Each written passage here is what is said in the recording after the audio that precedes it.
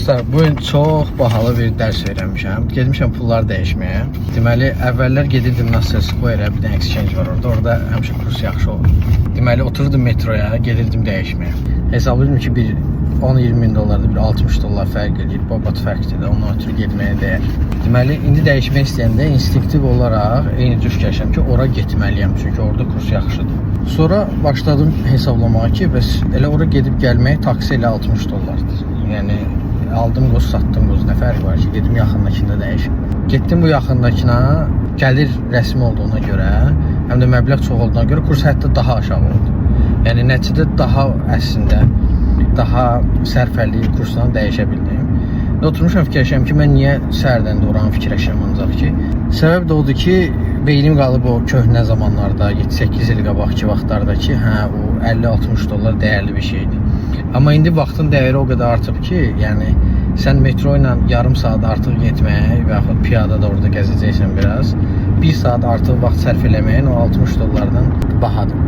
Yəni ona görə vaxtı başqa cür dəyərləndirirsən. İkinci aldığım dərs oydu ki, indi bir süni intellekti treyn eləmək üçün biz RTX 5090'lar almaq istəyirdik. Birini aldım, test elədim və kafamda olan odur ki, yəni bu server GPU'ları, bu H100'dir, A100'dür, bunlar çox bahadır və sərf eləməz, amma bu balaca GPU'ları 6'sını 8'ini bir-birinə qoşsaq daha sərfəli treyn eləyərik.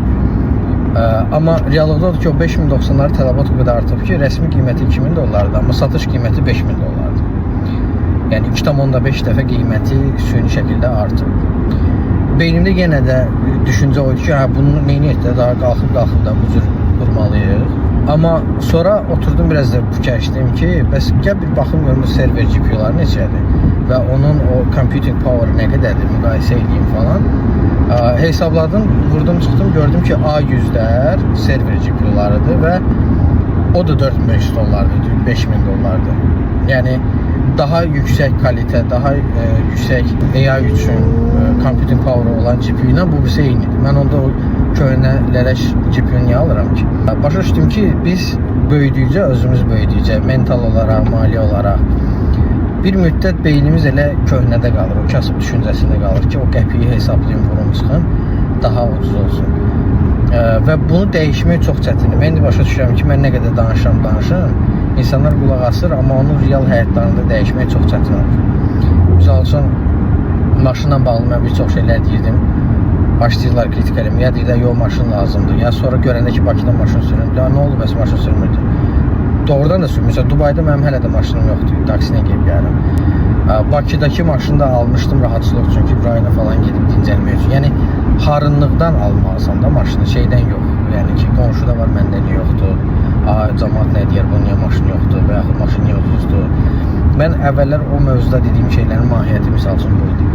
Mən bu şeyləri deyirəm, görürəm ki, insanlar çatmır və bir müddət o dediyim şeyin əksinə oxşar bir şey görəndə deyirlər, yox, yalan danışır, o vaxt səmimi deyil. Mən hansı videoda nə deyirəmsə, həmişə səmimiyəm. Buna əmin ola bilərsiniz.